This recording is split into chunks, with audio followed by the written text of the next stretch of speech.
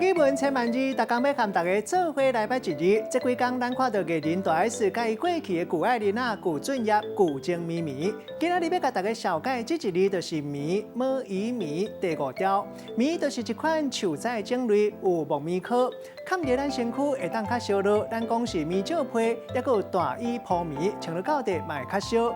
形容口感食起来真油真软，咱讲绵绵。另外，还有一个较特别的意思，就是认真。咱讲读册真面子，这个文音读作棉，带大家做伙来小解两个词。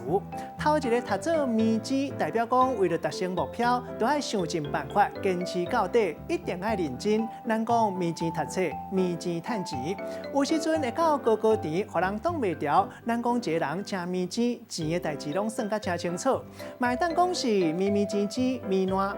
另外第二个词读作面丝面烂，这个意思甲面烂佫无啥共款。意思是讲爱一个人爱甲足坚定。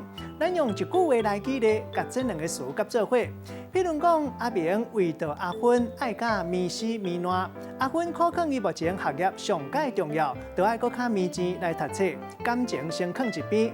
今仔日小解这一日读作棉，这是白音；另外文音读作棉，提供予大家参考。